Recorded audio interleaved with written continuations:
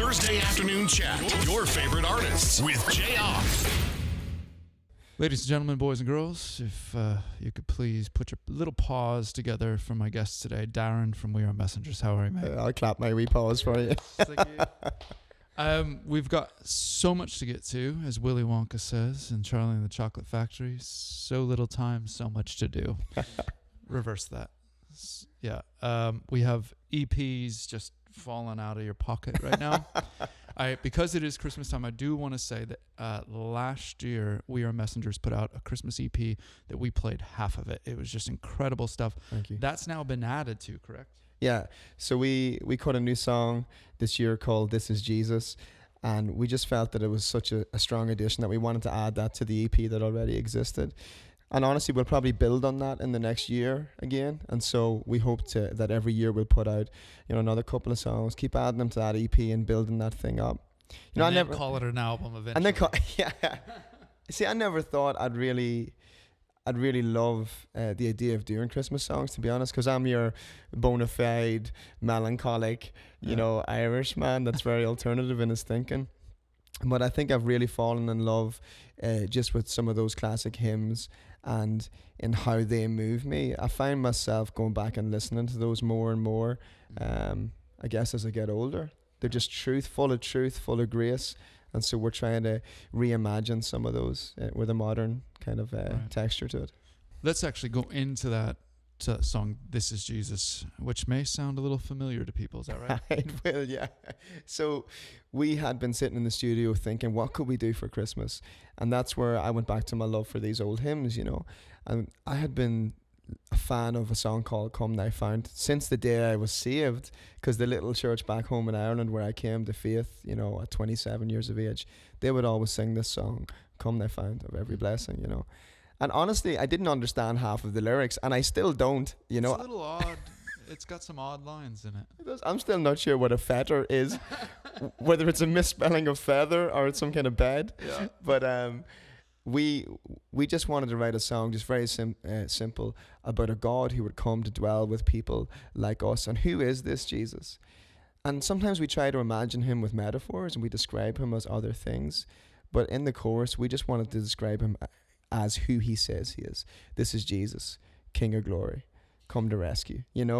That's who he is. He's holy. So we wanted to write a song that described the holiness of God and the humanity of who we are and how he has rescued us through his humanity, through his godliness. He has come to save and rescue people like me and you. We do need to throw out that the new, we are not talking Christmas, but the new We Are Messengers album or EP is about to come out January. Album, right? Yes, sir. So the album is coming out in January, and yes, it's quick on the heels of our last EP, which was the Honest EP, and we've just been writing and recording music as we feel things. We've kind of thrown the formula away. So my buddy Kyle, who plays guitar in our band, has a little house across the street from me in Spring Hill, Tennessee. I rock over there whenever I feel some inspiration, or he'll call me whenever he has an idea, and we'll just go up to his little loft above his kids' bedrooms. And so we've written and co-produced a brand new record. And the reason it's coming out so hot in the heels of the EP is that we just want to write things that are truthful in the moment. And I don't want to sit here and try and reimagine what I felt 3 years ago. So this whole record is full of songs that we feel right here, right now. They're not our truth from the past, they're our truth from today. And so this new record is just, it's raw, it's messy, it's alternative, it's indie sounding in many places, and it's just the most truth we could pour out into melody that we could imagine. I've been saving this question for you to come in since I know that you and Chad of Unspoken are next door neighbors. Yes. So, and he's a dear friend of mine, a dear friend of yours. Yes, sir. So this is all in love. But what is the biggest complaint you would tell the HOA about regarding Chad if they pressed the issue? Yeah. Well, so Chad is from the Northeast, and the thing with Chad is you can hear him before you can see him. He is the loudest man in the neighborhood. So like he'll walk out his front door and I won't see him, but I'll hear his voice in that northern accent, And I'm like, Chad, dude, you got to use your inside voice even though he's outside. I will tell you this. The thing with Chad Matson and his wife Katie and their kids is that they're northern, so they're like me, and they can be fairly blunt, and we can be abrasive at times because we're not able to mix truth with the kind of grace that we should, you know. But his character, how he treats my wife, my kids, my family, how they look out for us when we're gone, and I hope how we look out for them when he's gone, just demonstrates the kind of man he is, the kind of band they are. He's an incredible human being, and you know what? When I'm bigging the man up, let's just be honest. I think he's one of the top 2 singers in our whole format, in our whole genre. Incredibly gifted man, and every success they have, I'd be cheering him on. You know, he was over yesterday when I was taking the bins out, the trash out, and we were talking about his number 1 song, The Reason. Yeah. And I'm just like, bro, you need to celebrate that, you know, because you actually deserve it. You've worked incredibly hard. Because I see those sacrifices he makes because we're neighbors and friends. Well, I should have led with this before you just gave him a bunch of compliments, because on our airwaves last year, he ratted you out.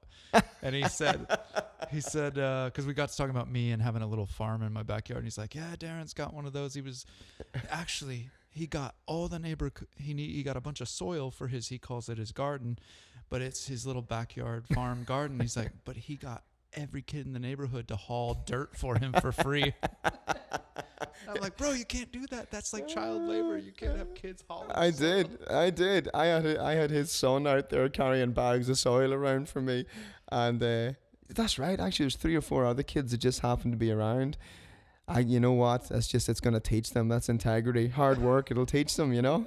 I probably should have paid them. Yeah, their dad should thank me. I just gave them a lesson in life. I don't know if any of them thanked me, to be honest.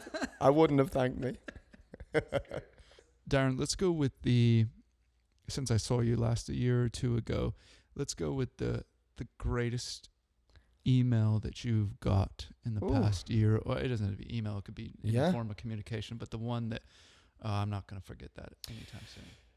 Yeah, well, I guess it's more of a story, and with the kind of songs that we write, we reach an audience that's pretty broken and pretty honest.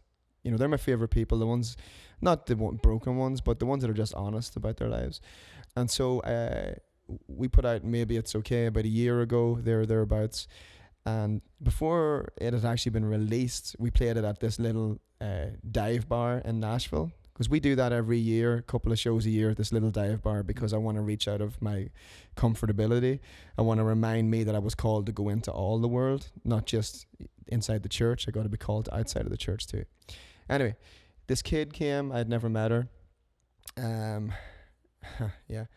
Anyway, came to the show with her mom.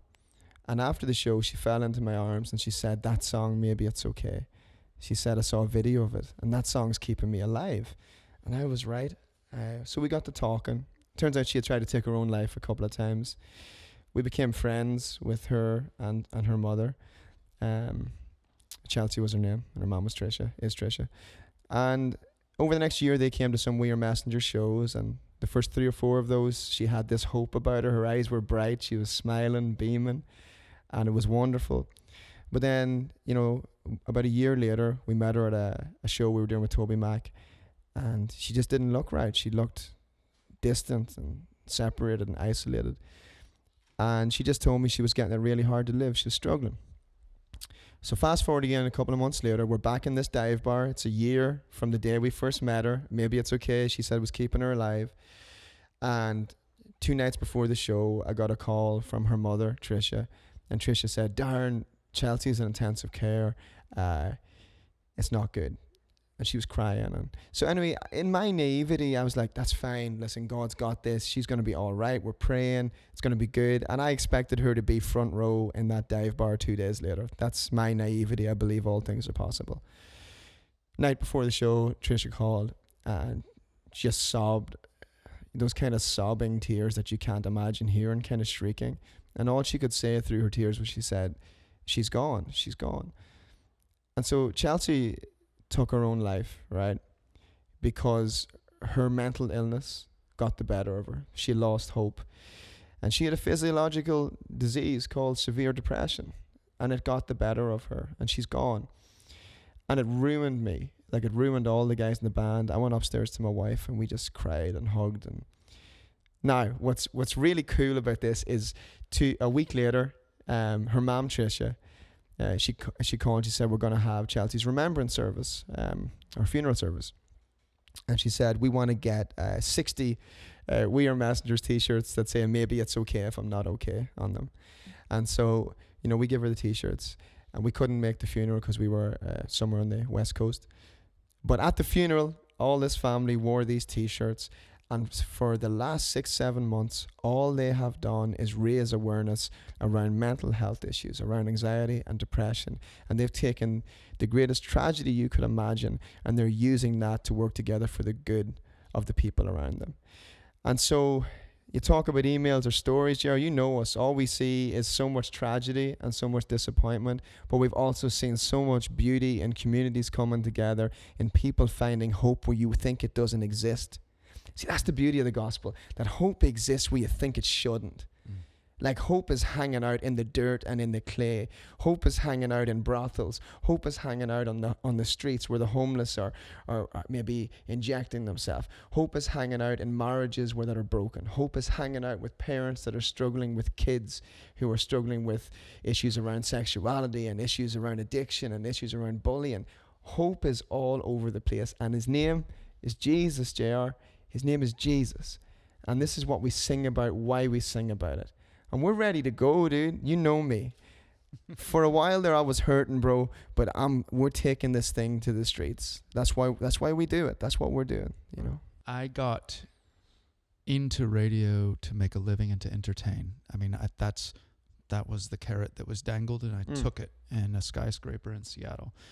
Fast forward almost 20 years later now, and I feel like God has done this work on my heart of, you're not doing that anymore. I didn't put you through 40 some years of ups and downs and going to Ireland and being miserable in Ireland for 2 years as a depressed teenager, ministering in all boys schools in Navan, where I didn't know who I was.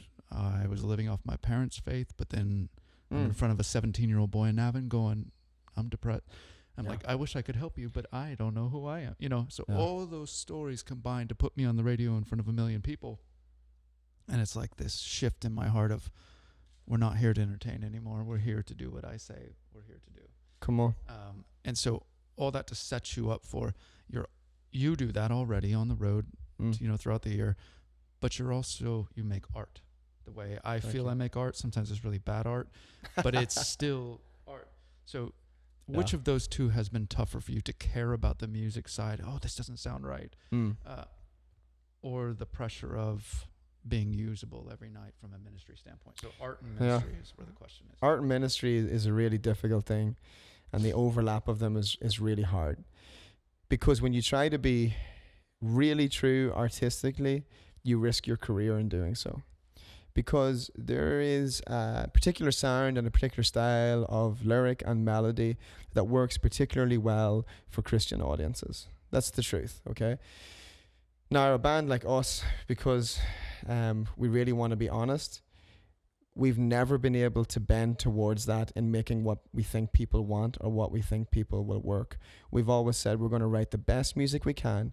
And even if that sucks sometimes, because we don't always get it right, but we're going to try, dude, to write the best music we can, the most true, honest, artistic music. And then we're going to hope that Holy Spirit is all over that thing so that he gives us great favor. And we have found that our career has only grown and only developed because we've written what is actually genuinely sincere in our hearts. And we've had incredible partners in radio and in the music industry in general who have carried that.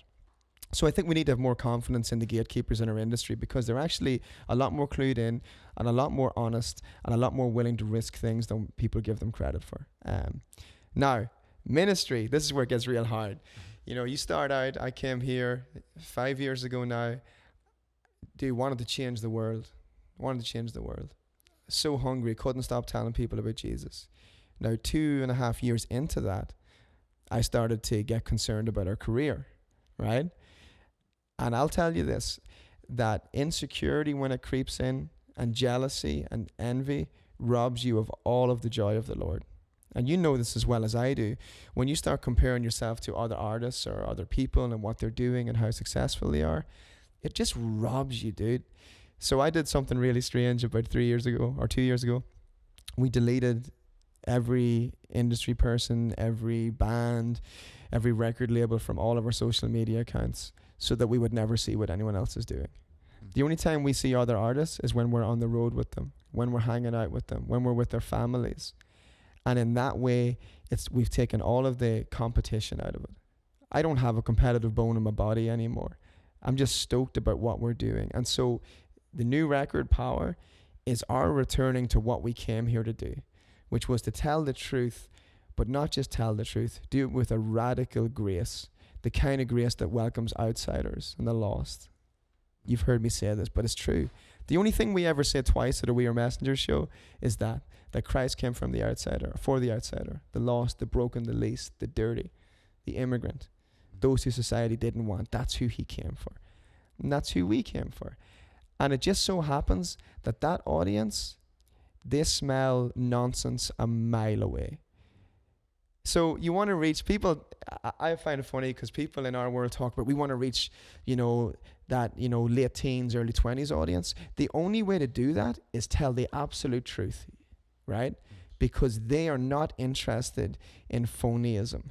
They want the real thing, all of it. And so that's what we've done. We've chased an audience that wants the truth, that wants our truth and our honesty. And that's how we found the balance. Jesus is right there. He's right there on the fringes, hanging out with those in the fringes. And he says, I've come to find the one, You know that scripture, you leave the 99 to find the one. Sometimes people think, if you do that, you're going to miss, 98 people, Right.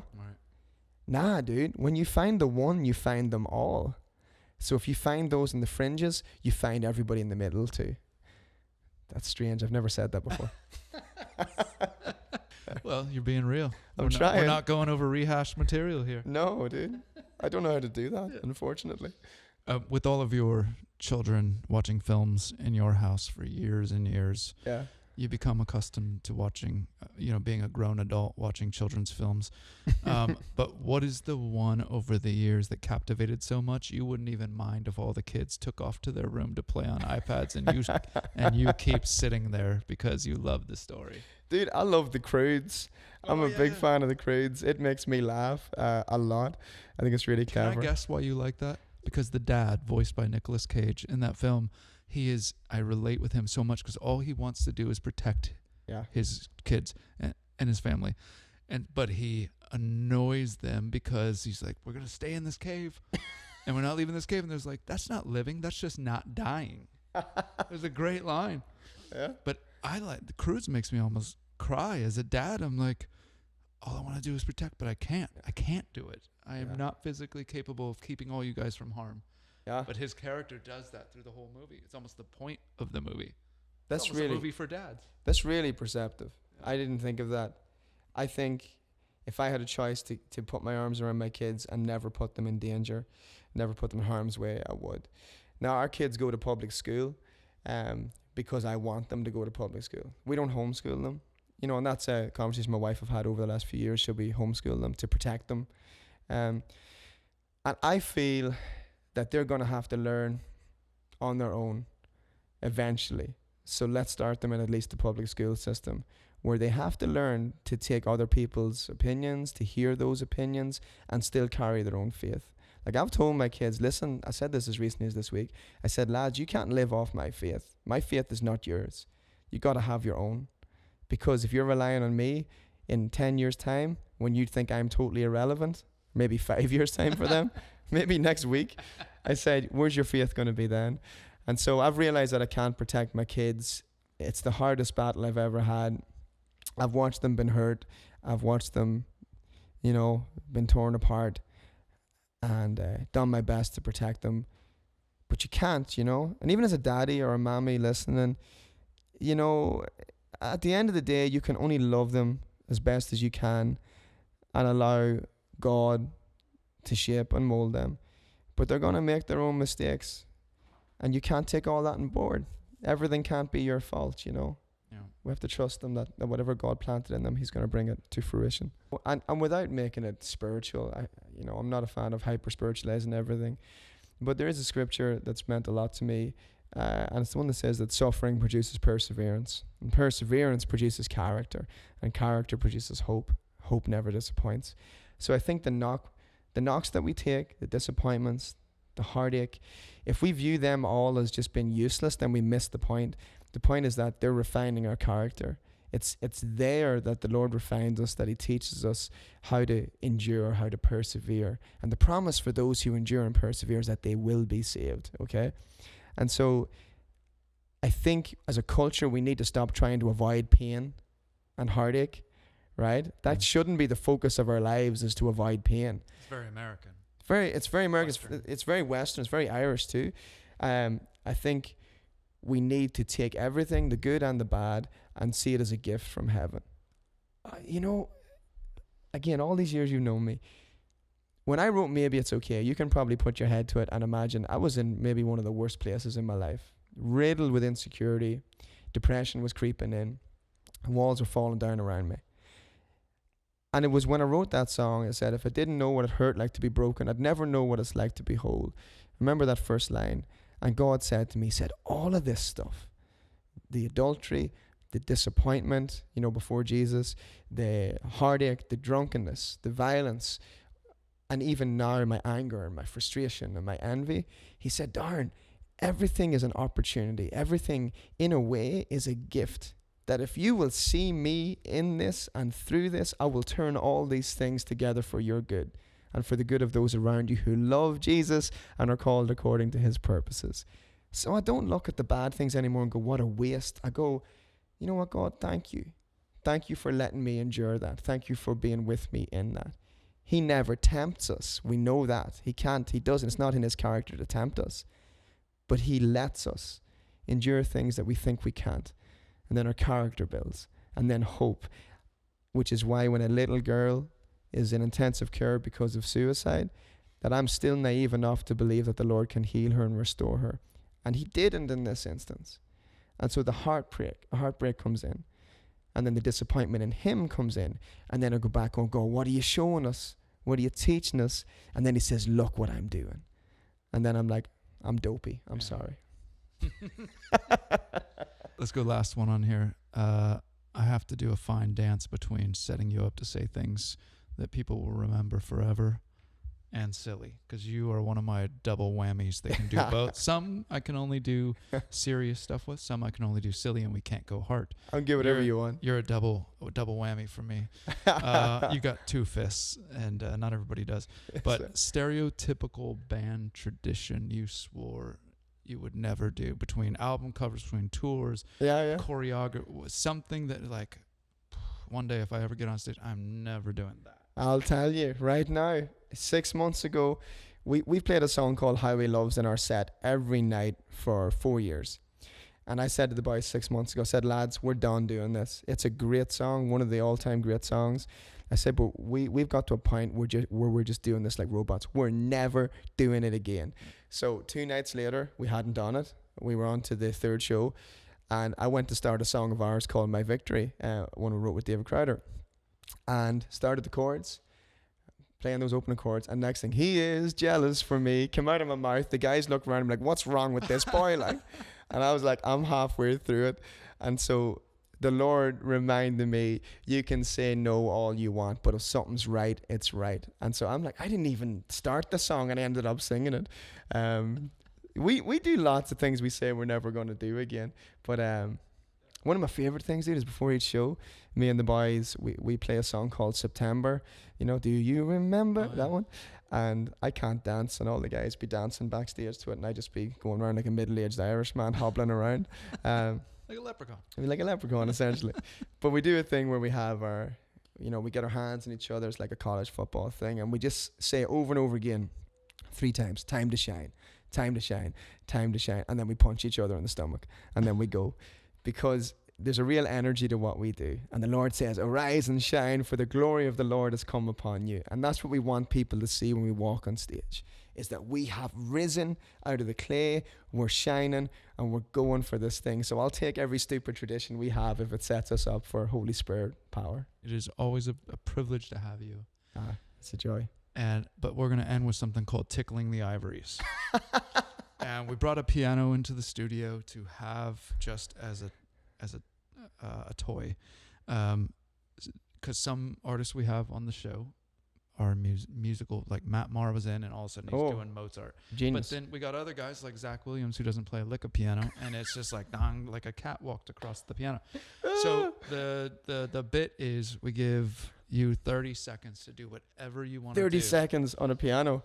Anything. You can do chopsticks. You can play us a brilliant whatever. Ain't no brilliance coming out of me, dude.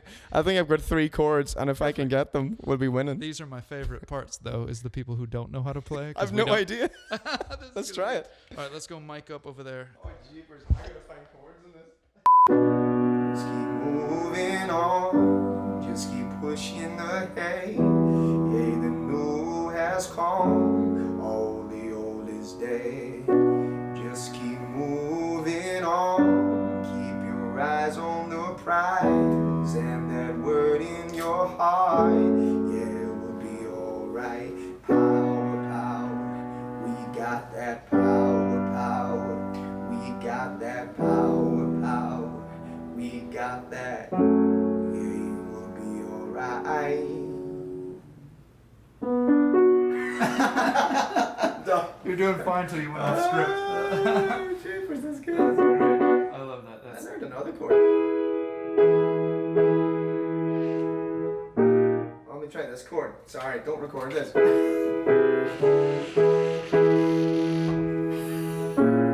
What's that chord? That's E, by the way.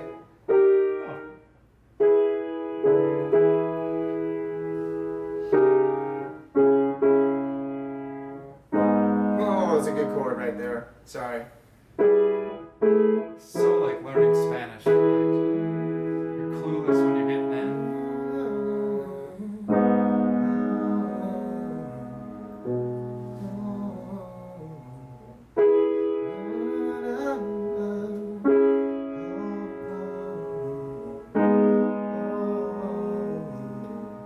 That's how we write songs, really. So I'm all my own, figuring out how to better start.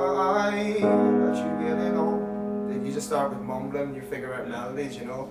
So I wanna face it, I don't wanna chase it. I wanna hold on to you. That's kind of cool. I don't wanna face it, I don't wanna chase it. No, no, no, no. I don't wanna face it.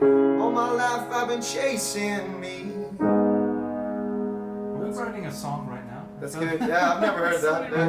You know, that's how we write songs, really. So, not on piano, obviously, because I suck. But if I was a pianist, that would be what I'd do. Yeah. There you go, Tickling the Ivories with Darren from We Are Messenger. The Thursday afternoon chat. Your favorite artists with Jayar.